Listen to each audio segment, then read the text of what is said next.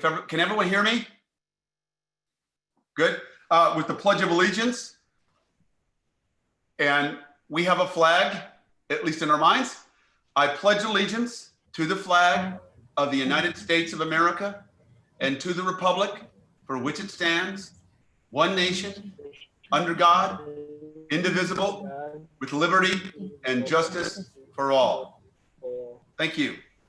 If we would just have a moment of silence, I appreciate that.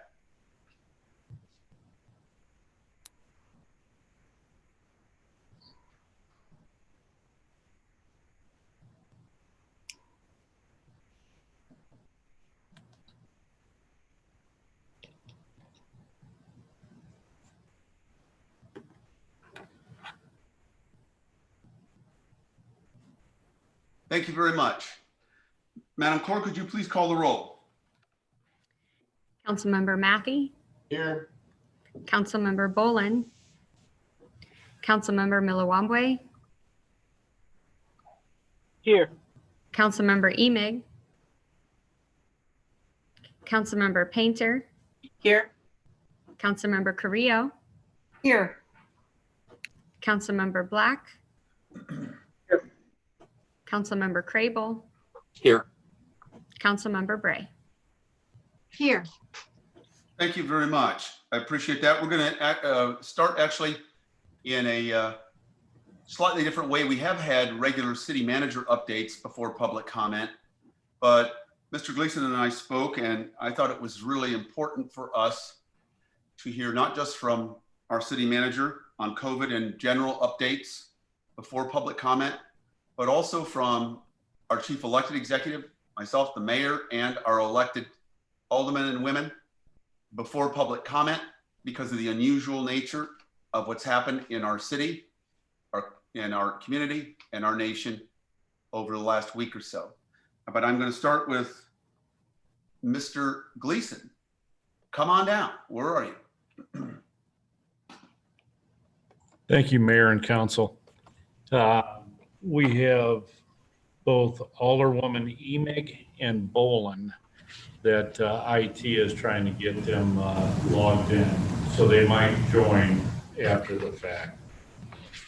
All right, the COVID comments for tonight. I have a handful of them, but the COVID testing site at the Interstate Center is open. Also making council aware that there are potentially 2 violations by the same establishment for the hours of operation clause in the emergency order that will come before the liquor commissioner, which is the mayor.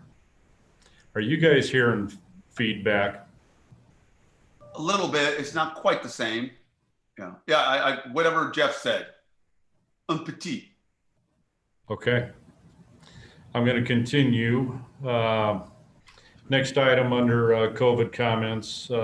We are seeing initial returns on revenues during the COVID timeframe, and very pleased of what we are seeing, at least in these initial COVID timeframe, that sales tax specifically is exceeding what we had put as a 50% loss projection, probably attributable to box stores having curbside, grocery stores and liquor establishments being open as well. But obviously a more in-depth conversation at the finance director's report on June 22nd. Also, reminder to the community that with the approval of consent item 11F, there will be a minimum of $700,000 of COVID-related community aid to residents and businesses. $420,000 of that is CDBG, and there's a minimum of $300,000 with the township. So that's a big number, and that was placed on consent. And if my manager comments would have been at the end, I would have waited until after, but I didn't want to just skip over how great of an opportunity that is for the community, and that's at the hands of this council. Phase 3 reopening, bars and restaurants. Many compliments citywide, but especially from the downtown business owners to me personally and through you guys. This was an all hands on deck moment for staff. Business has needed this, as did our community, and it's gone very well. But with that said, more to come with lane closures that have been talked about for several years. We target wrapping up the plan by this Friday and completing the work early next week. And that's all I've got, Mayor and Council, under the COVID comments. Let's move then to the general comments by the city manager. Okay. Again, Mr. Gleason. Thank you, Mayor and Council.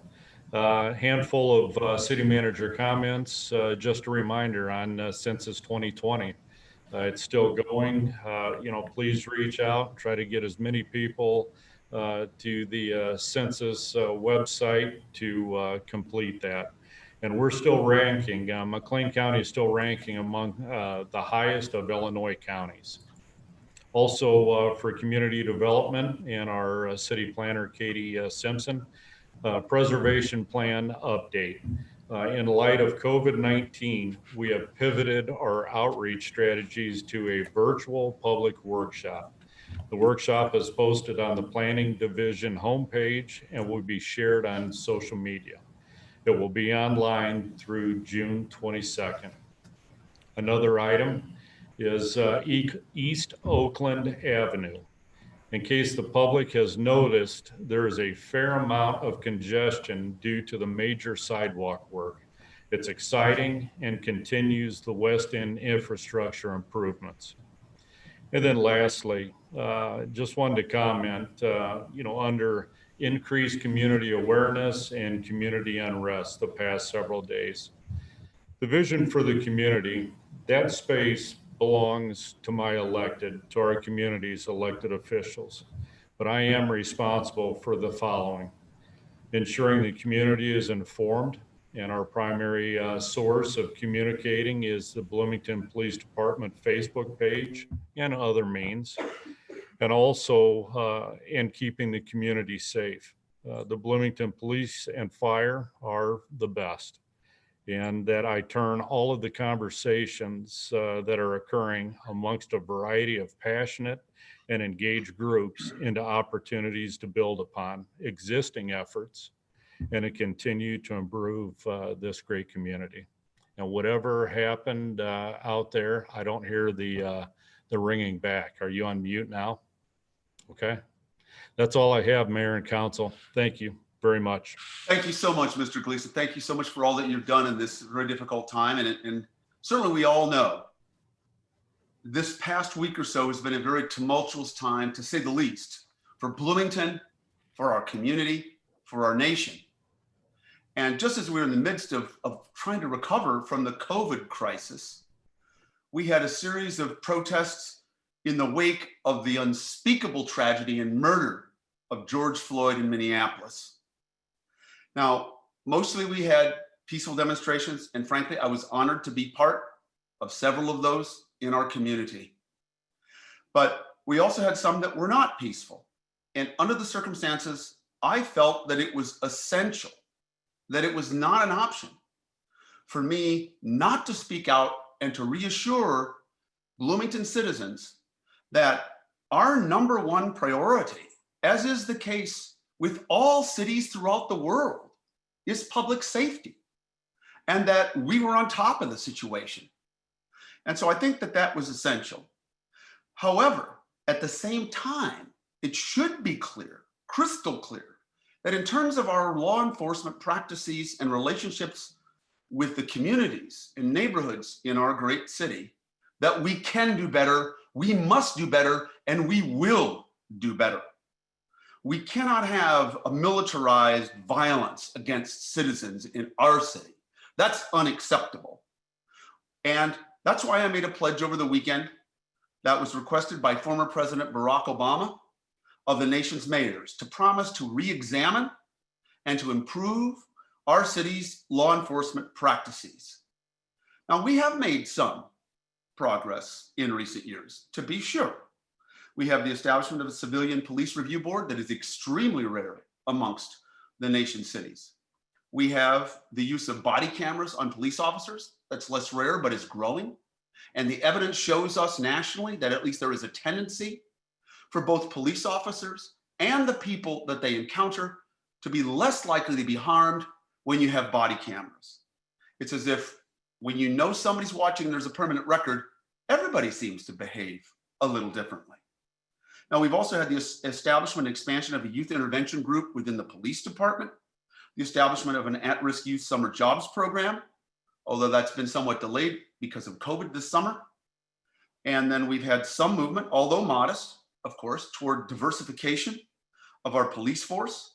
We've had movement toward de-escalation training and improved outreach directly and through social media with a greater emphasis on community policing in our city's police department. However, of course, there is always room for more progress, that progress that we can make for the future. We have to invest in preventative strategies and invest in social programs in our citizens that will reduce the likelihood of any kind of tragedies or situations or friction for the future in our city.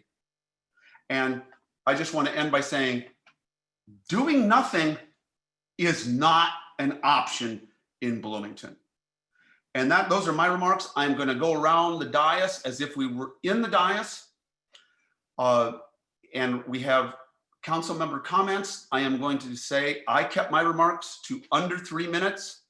That's not a hard and fast rule. The mayor as presiding officer has the authority to decide who speaks when and for how long. I've never tried to use that in an autocratic way. But right now I'm going to ask all of you as you are speaking, and I'm going to start from Ward 1 to Ward 9, that I'm going to approximately limit you to 3 minutes. I'll kind of give you a warning sign and say, can you wrap it up if you go well beyond that? And then we'll go from there. We do have public comment that is limited strictly to 3 minutes, but aldermanic comments have been historically somewhat more flexible.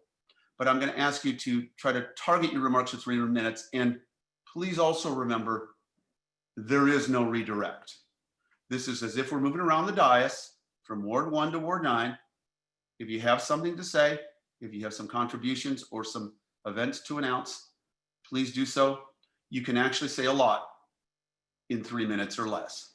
So I'm going to start with Ward 1, Alderman Matthey. Thanks, Mayor.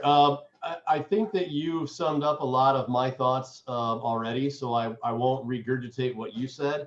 I will say that it was great to be out.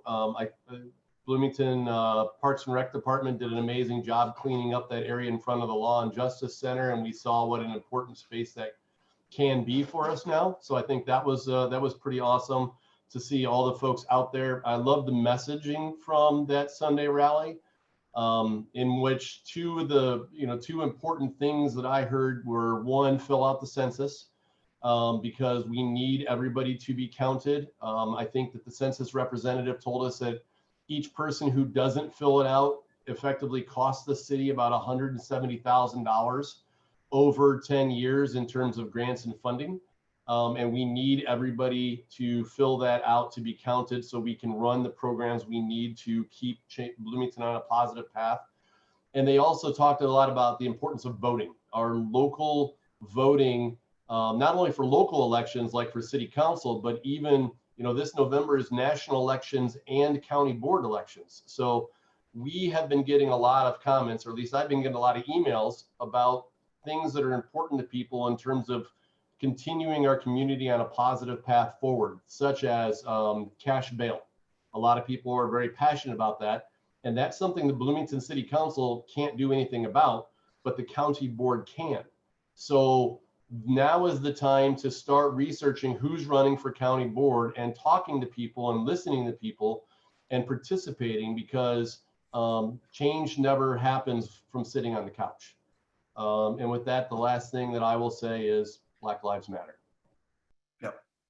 Change never happens from things on the couch, and Black Lives Matter. Thank you so much, Alderman Matthey. See, Ward 2, Alderwoman Bolin, can you hear us? Are you on? Mayor, Hey, Ed- Mayor, Yep. real quick, IT is headed to her house, may not get Okay. there and get her connected in time, but she's not on. Okay, all right. Well, we will hold her spot here as we're going through aldermanic comments. We will move to Ward 3, Alderman Mililambwe. Sure. Can everybody hear me? Yes. Okay. Thank you. The murder of George Floyd was a tragic event, to say the least. It has been a really tough week. I understand the pain that this has caused. I myself have been at a loss for words since watching the video, and the best that I've been able to manage is tears of profound anger and sadness. I found the level of cruelty and disregard for human life I saw in that video to be repugnant. I'm thankful for the individual who shot the video and those who shared it, because they've helped change the conversation, not just in the United States, but around the world. The conversation is no longer about what a person did that justified police action, but it is now about, and rightfully so, those elements within police forces who have brutalized Black people, and at the same time tarnish those of their colleagues who have worked hard to do their jobs in the right way. I'm thankful for our local organization like the NAACP, Not in Our Town, our faith leaders who have stepped up to provide a forum for us to express our collective grief as a community and also denounce the senseless act of violence we all saw. I'm also thankful that here locally, our police department, led by Chief Donis, understood the gravity of the moment and provided protection for people's right to protest, and also a measured response to the instances of looting that threatened to delegitimize the otherwise peaceful protest. Now comes the hard part, for us to take stock of what we learned about ourselves and the nation and do the hard work to make progress. And as we do that, let's remember that we have a community that is the envy of many. While it is not perfect, we've all seen enough good in it to want to move here and plant our roots here. So let's continue to work together to make it even better so that our children and grandchildren can be proud of us. That's it. Thank you. Wow, very well said. That's going to be a tough act to follow for the rest of our aldermen, especially after Alderman Matthey and Alderman Mililambwe were so eloquent. But I'm going to go ahead and move on to Ward 4, Councilmember Emi. Yes, good evening, Council and Mayor. Thank you for an opportunity to speak. There isn't a lot more I would add either. Both statements, all statements ahead of me have really emphasized a lot of what I want to say. It is definitely a time of anger and grief on a personal level, and certainly for those of us in the community and in this country. And I would like to charge our PSCRB to lead a conversation to make policy recommendations about what we can do just to continually study ourselves and be better. There's an excellent resource called Campaign Zero that you can find easily by Googling. And it's a good reference point for historical and recommended practices related to the police role in the community.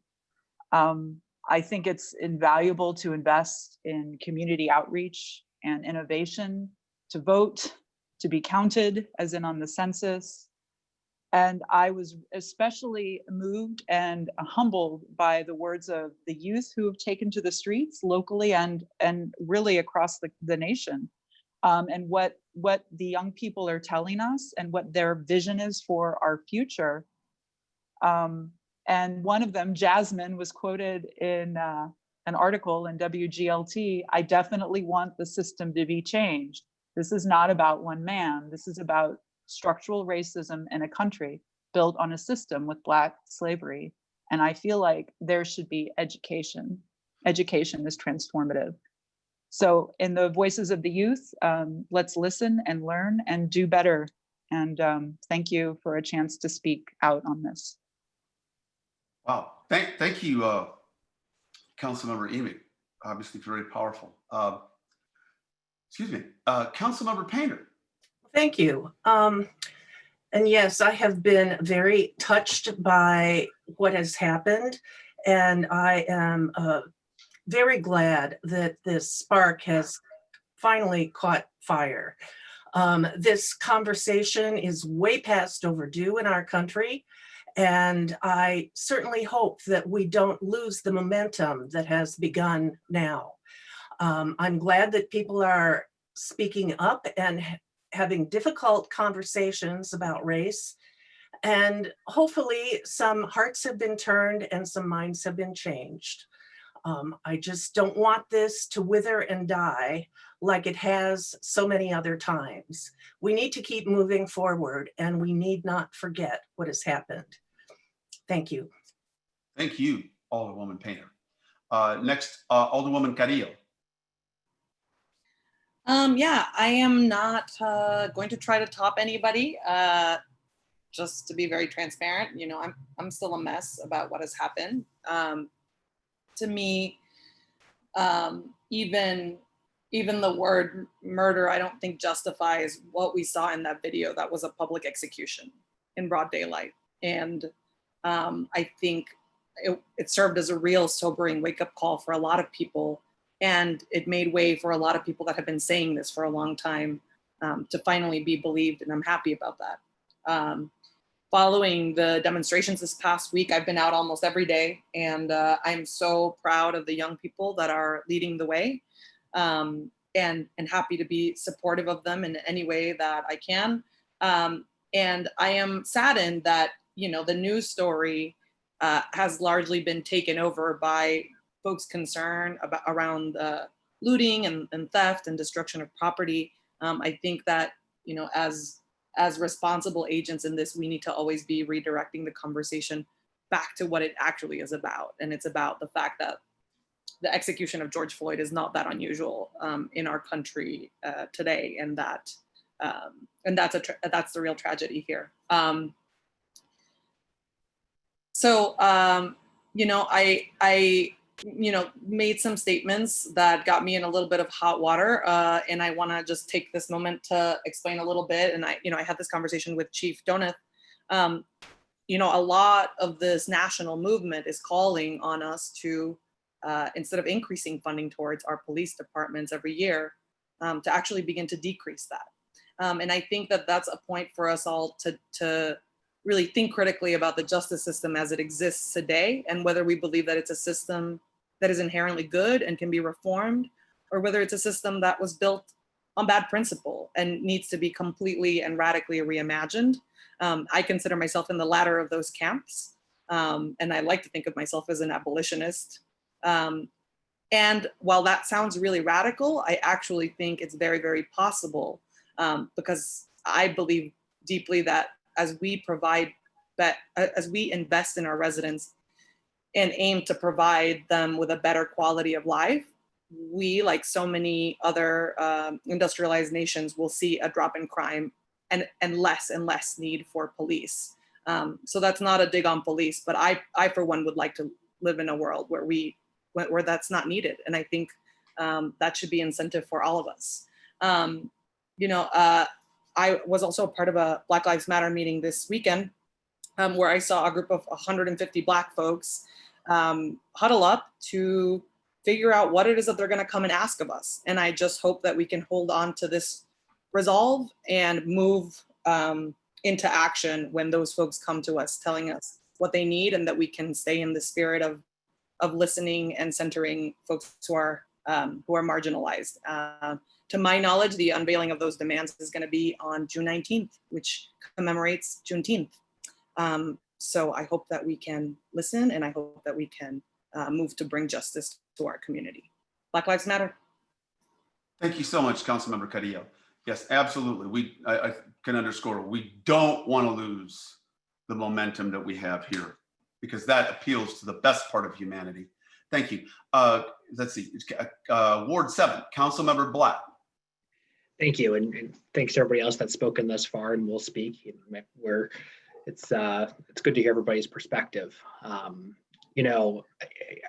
As I've just struggled to come up with the words and how I feel over the last 2 weeks, and my poor wife has had to listen to me, go through different versions of what I wanted to say, and in this moment, and, listening and talking with friends and colleagues and family about everything. And,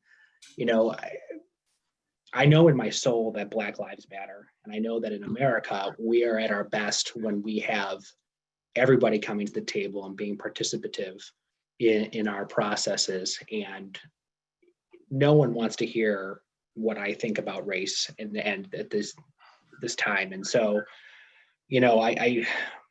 I struggle because I'm going to be focused on listening and taking in ideas and trying to move those to actionable policies. We've been doing that over the last few years. I was really moved by the chief's message that he posted late last week. And I think keeping the dialogue open, figuring out ways to turn this passion into action is something that we've done and hope to see more of. So I'll just be quiet and keep listening and just know that, I'm always willing to make a space and find ways to make things happen.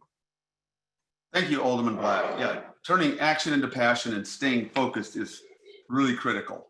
I applaud you for that. Council Member Cragel, Ward 8. Thank you, Mayor. Black Lives Matter. Those three words are so important, yet they are words. We need to galvanize and take action around the words Black Lives Matter, just like we have galvanized around the word pandemic. Pandemic has been around for just 6 months, but institutional racism has been around in this country for 400 years. As a white person, I can say that I trust our law enforcement to do the right thing because that's all I know. But I know my experience is at odds with the Black members of the community. I listen to those in that community as best I can. I hear of unwarranted stops and arrests of Black men and women, young or old, rich or poor. Now, as a white member of the City Council, I pledge to use the power that I have to help implement systematic change in our community and law enforcement. I will give the most weight to those solutions coming from our Black community. I pledge to advocate for their solutions and work with others to make that happen. Thank you. Thank you very much, Councilmember Cragel. Last but not least, then Ward 9, Councilmember Bray.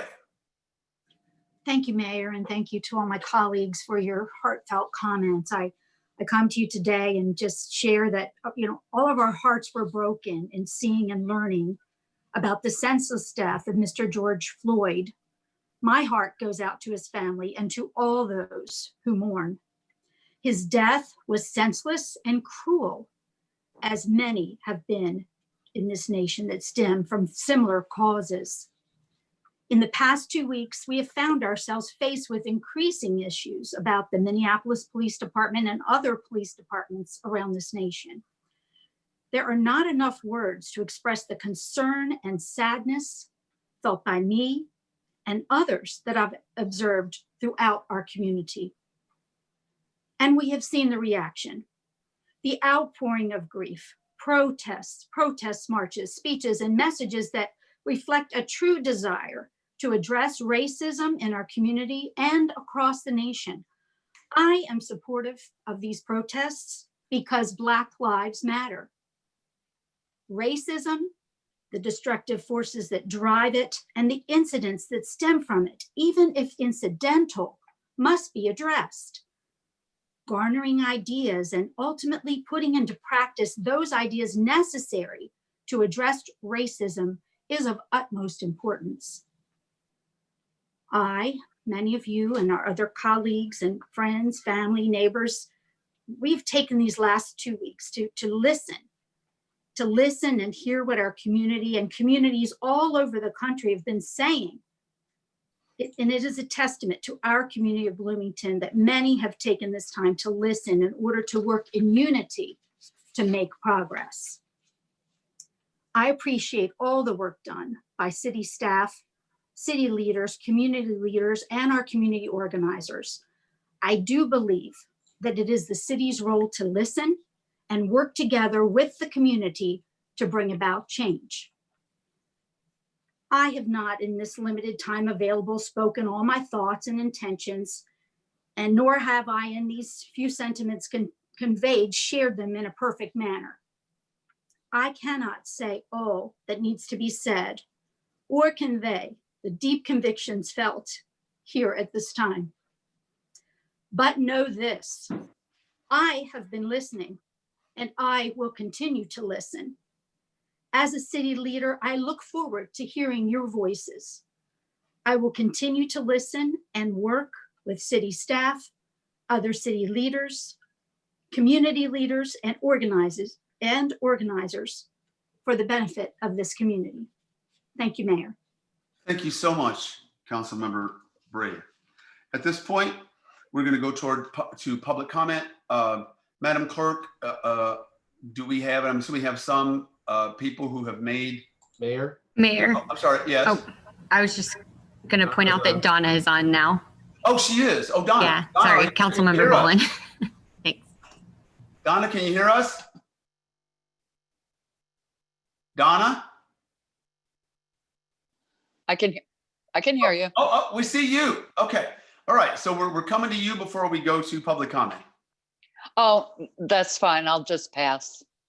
Okay. Thank you so much. We're glad to see you. Glad you're with us, Councilmember Bolin. Thank you. We're going to go back to Madam Clerk. Madam Clerk, we have people who have signed up in time for public comment. Is that correct? We actually do not, Mayor. No one has signed up to register. I do have 4 names to read of individuals who emailed public comment. If I could start with those. Please do so. All right. Chris Herman, Lindsay Wasowich, Patrick Mahoney, and Eric Penn. And then also I just wanted to remind the public and our citizens that in order to speak at public comment, they go to cityblm.org/register, and they can register to speak at public comment there. That link is also available on the city's website and on each council member agenda. And they register through that link just 15 minutes in advance, and we'll get them all set up. So other than that, there's no one registered to call in and speak. Thanks. Thank you, Madam Clerk. And just for the record, it is accurate to say that we all received their comments via email. Is that correct? That is correct. Okay, just want to say that for the record. Now we move right along to item 10A, recognition of the appointment of Robert Castillo, to the Historic Preservation Commission as requested by the Administration Department. And this is just a recognition because this is last week, which we want to thank. Is now Commissioner Castillo online with us? No, Mayor, it's just for recognition from the previous I didn't know appointment if from maybe he last had joined week. us, but anyway, we do want to thank him for his willingness to work and contribute to his community and to his city. At this point, we move to the consent agenda, and I'm going to try to grab a pen because in case there are things that need to be removed. Are there any items that need to be removed? Councilmember Matthew. Mayor, I'd like to remove H. What are we on? 11H. 11H as in hill or whatever. Okay. 11H. Okay. Any other items to be removed from the consent agenda? Madam Clerk, do you see any? I'm scanning. I do not. Okay. Is there a motion to approve the consent agenda as presented with the exception of the item that Councilmember Matthew removed? Oh, okay. I see a motion by Councilmember Bolin. In fact, I see her hand before I see her face, and I see a second by Councilmember Cradle.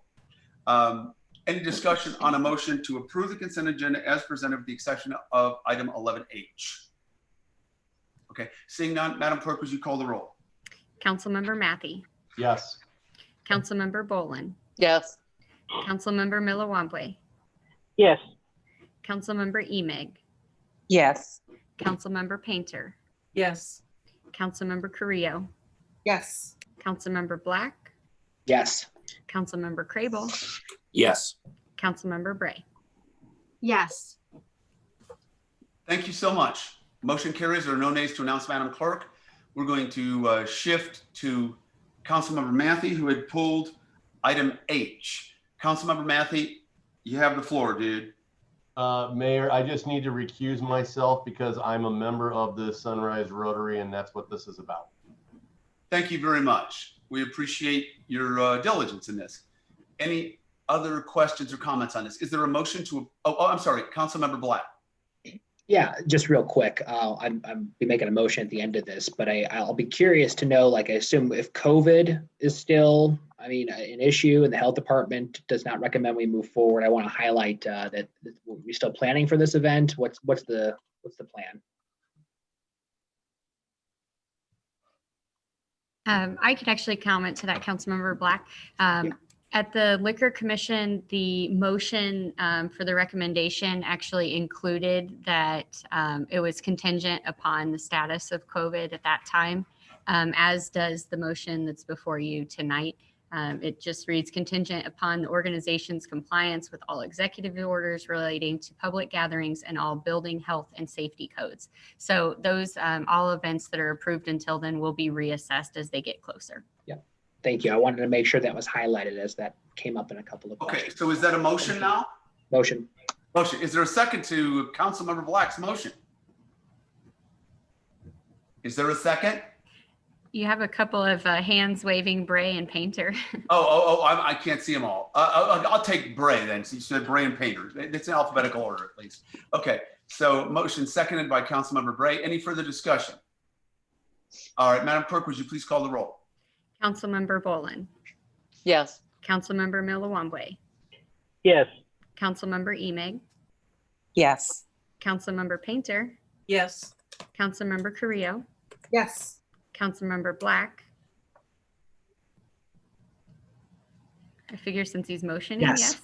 yes. Yes. Sorry. No, Spacebar wasn't working. that finger helps. Councilmember Crable. Yes. Councilmember Bray. Yes. Thank you very much. Motion carries. There are no nays to announce, Madam Clerk. We're going to go ahead and go to our regular agenda. And the first item does not require any action.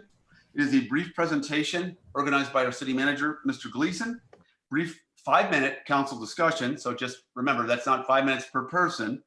But this is regarding just an update on our potential action regarding ordinance 2020-18 on a local emergency. So there are no modifications that are being made or recommended at this time, but I'm going to turn this over to Mr. Gleason to give us an update and then any, fairly quick remarks by our council. Mr. Gleason. Thank you, Mayor and Council. But there is no additional comments. This is a placeholder for all council meetings, and there's no new amendments to the executive order. Thank you. Okay. Any questions of Mr. Gleason on the executive order? I don't see any. Madam Clerk, do you see anybody? Excuse me. Councilmember Black, of course, you got to have something. I just wanted to thank Tim. He mentioned it in his city manager remarks about the staff's work on getting the permits and such for outdoor dining moved very quickly. A lot of really good feedback that I heard. We moved lightning fast, and that was a testament to your leadership, Tim. And I've heard from a lot of folks that they really appreciate the opportunity to get back out, and I'm sure our businesses do as well. Thank you for that, Councilmember Black. You're absolutely correct. And I probably should have said that in my mayoral comments, but I was concerned about other things. But you're absolutely right. Tim, you get accolades to the 10th power for making stuff happen. See, I am educable. I can use a different S word. Takes a while, but I can do that.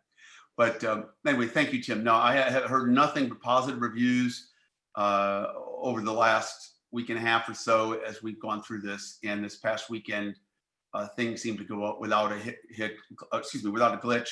There is maybe an establishment or two that need to be reminded of some things, and we're working on that. But thank you so much. We'll move on to item 12B. And this point is consideration and direction on extending the hours of operation for parking enforcement in downtown Bloomington as requested by the City Council. There is a recommended motion and that staff be directed to draft an ordinance extending downtown parking enforcement to 6:30 p.m. and place it on a future agenda. So that would be the recommended motion. Obviously, there could be any number of the actual motions, but we're going to start with 3 minutes by Councilmember Matthey. And this was Councilmember Matthey gets as many as the entire rest of the council combined because this was his proposal. So I'm going to turn this over to Councilmember Matthey. If you could remind us of this and make your case and what you think we should do. Jamie. Thank you, Mayor. So this is the first of 3 council initiatives that I submitted at our last work session. The basis of this is that right now, parking enforcement ends at 4:30 p.m.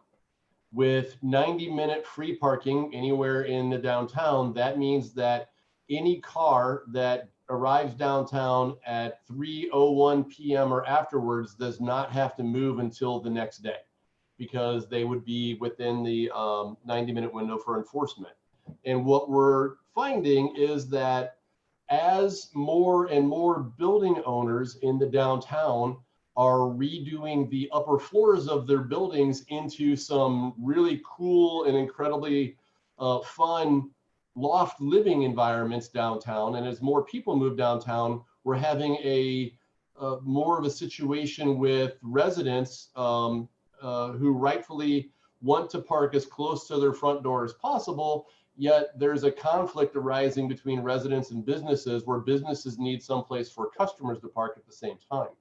So the idea behind this proposal is if we back up enforcement until 6:30 p.m., that means that anybody arrives in downtown after 5 p.m., i.e. normal business hours, can park and then stay in the places, and that gives customers of the restaurants and bars and retail establishments an opportunity towards some of those parking spots as well. Of course, the ideal solution is that most people are parking in the garages, which our parking garages are free after 5 p.m. Monday through Friday, and then free all weekend long. But this is, it just helps create a better balance between the residents that are living downtown and the retail establishments and the bars and the restaurants, so that everybody can maybe work a little bit in harmony together. Just as a perspective, when Kelly and I opened the bakery in downtown in 2005, the estimates at the time were about 180 people lived throughout the entire downtown area. And the last number that I heard is it's over 1,000 people that live down there now, as building owners have kept restoring more and more of the upper floors of the buildings. So that's where I'm at. Thank you very much. And that I can certainly confirm. I don't recall the data from 2005, but certainly that's what we see now. That's certainly consistent with everything that I've heard, just as a parenthetic reference to what Councilmember Matthey has mentioned. At this point, we have approximately 3 minutes for total council discussion, unless there's more or a motion. Do we have anyone who would like to speak to this or make a motion? Mayor, you Councilmember have, Painter. I was just going to let you know that you have Councilmember Carrillo and Councilmember Painter with their hands up. Okay, I'll start with Councilmember Painter because I saw her first, and then Councilmember Carrillo. Councilmember Painter, I'm sorry. Thank you. I just wondered, Jamie, have you polled the downtown business owners like we discussed at the last time this was brought up? I just want to make sure that they're all on board with this, because as I said, I have never heard them complain about this, but they have complained about the people giving tickets, lurking around their businesses and scaring away their patrons. If they're on board with this, I'm all on board with it too, but I just want to make sure that they are. What have you done to make sure that they all are on board with it? And can I see the results of your poll?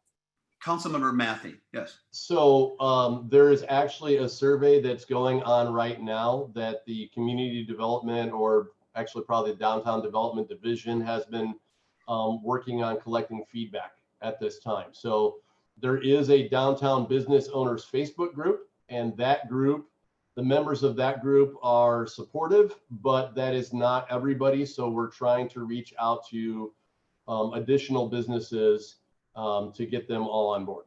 So okay, we're working on it right now. Thank you. And please send me those results, would you? Sure. Thank you. And I think we all would want those results. And even again, tonight, we would not be passing anything. This is just a motion to place this on a future agenda, so that information would be accessible to us. I mean, no sooner than 2 weeks from tonight. In other words, we would not be acting any sooner than 2 weeks from tonight. Let's see, Councilmember Carrillo. Jen? Yes, I have two questions. I guess the first question is on timing, right? So I'm not sure how much COVID set us back in terms of when we could expect feedback from that parking survey back, but it seems like it makes sense for us to await those results and then act on this. But I'm not sure if there's some reason, Jamie, why you're thinking that it has to happen the other way. So that's one piece. And then the other piece, which I named in an email, which I apologize, I sent like a half hour before we got started here, is that, my 2 cents are that I'm supportive of what Alderman Matthey is trying to do. But I think we do need to come back to the table to reevaluate it. So I don't want to see this get changed permanently without a commitment or a sunset clause that brings us back to talk about how it's working first. And, speaking from personal experience, I spend a lot of time downtown. And I understand why folks want to park close. I'm usually by myself, and I would be reluctant to use our garages, which I think tells me that we need to, before we start pushing folks to use them, we need to be thoughtful about what resources we can invest in them so that they are spaces that folks want to use.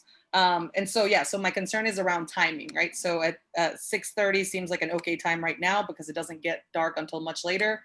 But that is not the case in the winter. And so, just wondered, Alderman Matthey, if you have thoughts around both the timing and if you'd be open to considering like a trial run before we commit to this full on. Okay, I'm going to go ahead and turn to Councilmember Matthey, even though we kind of are out of time, but I'm going to go ahead and turn to you. I don't see any others that are asking to speak. So could you address that briefly, Councilmember Matthey? Yeah, so, a couple of thoughts. So first, yes, I'm absolutely open to talking about doing this for a 6-month trial run or whatever that looks like. I have no problems with that whatsoever.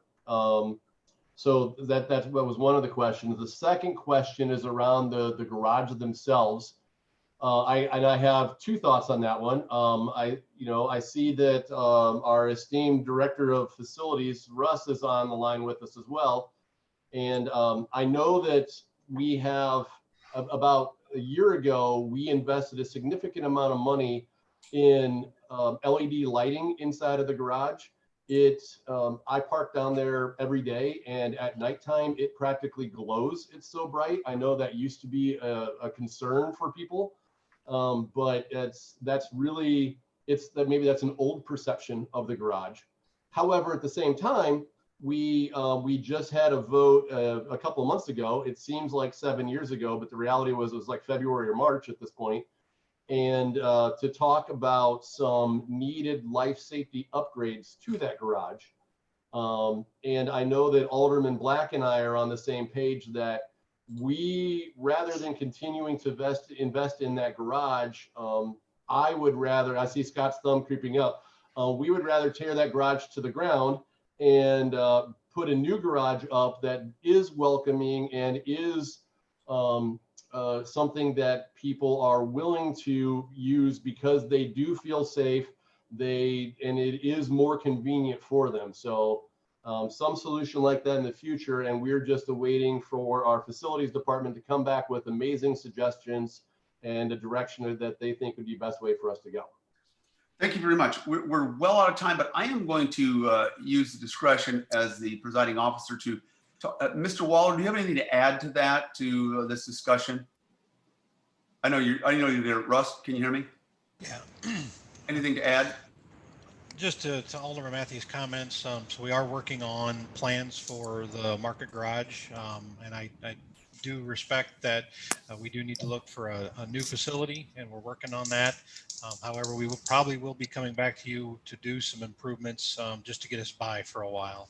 So those are going to be life safety structural improvements, and with limited funding, there are some aesthetic things we can do, but those are going to be minimal. Like you said before, the lighting was a major improvement. There are some other things like doing some painting. If you add some murals or painting, it has a tendency to brighten things up, make it maybe a little brighter for everyone. So those are some things we could look at with minimal cost. as we're still working forward with, coming back to you with a plan for replacement of the garage. Thank you much, Mr. Waller. We very much appreciate all you do. At this point, I do need a motion of some form. It did sound like Alderman Matthew was open to possibly a consideration of this. Again, this is not passing this tonight. This is just a decision to put this on a future agenda, which could, of course, conceivably be amended at that future agenda no sooner than 2 weeks from tonight. It probably would be 2 weeks from tonight. Mayor, sorry yeah. to interrupt. We do have Julie Emig, who has raised her hand. Oh, she has. Okay. Yeah, she's had it Thank up you, for Mayor some time. Renner. We're way over time, but This I'm is sorry, Julie. So quick. we have a quick one. Okay, go ahead. Yeah, thank you.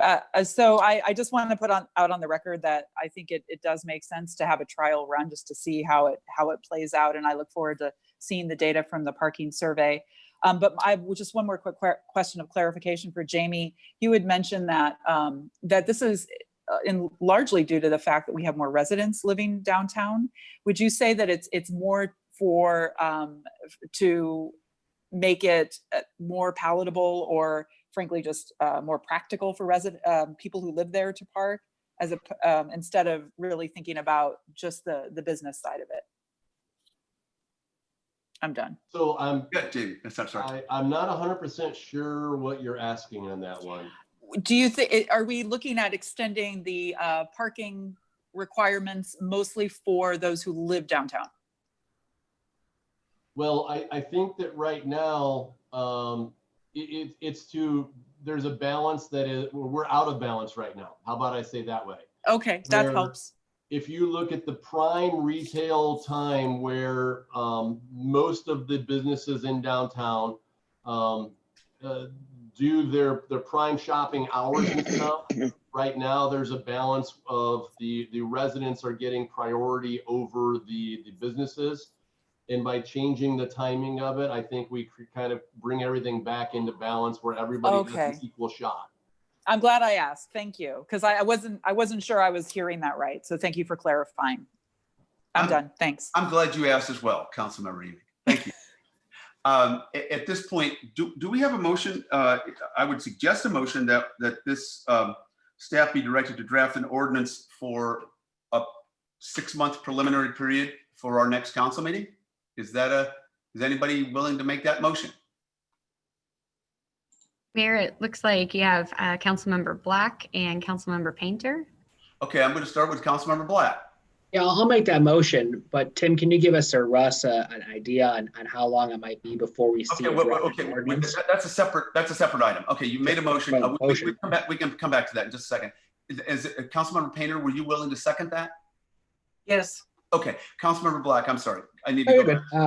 Tim, do you have an idea on when we might see an ordinance come back? Actually, a couple of things to comment to. There's a labor component here because the parking attendants are represented. And I would expect that's what Mr. Eric Penn was going to comment to tonight, but just didn't log in properly. And then the next item is the parking survey. The downtown survey actually is what it is called. It was led by Melissa Hahn. It's going to the Transportation Commission first, and then the results of that will be shared with this body, with all of you elected officials. As far as the turnaround, Scott, to your question, we could have something before council on June 22nd. Okay. Any other questions at this point? All right, we have a motion on the floor, and this is a motion to, again, this is not passing anything.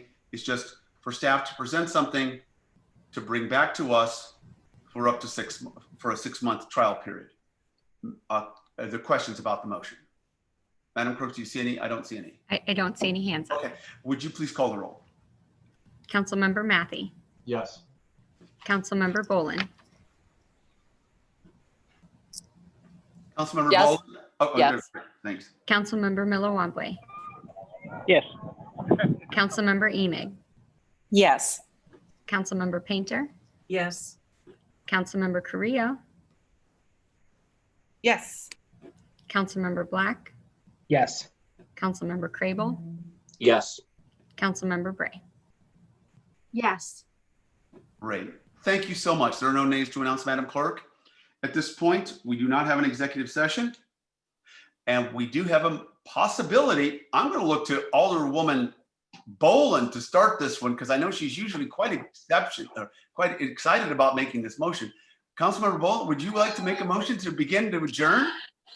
I will make a motion to adjourn. Moved by Councilmember Boland. Is there a second? Councilmember Bray, come on down. The price might be right, but we are probably done. Madam Clerk, would you? Oh, actually, we don't have to call the roll. All in favor, signify by saying aye. Aye. Aye. I.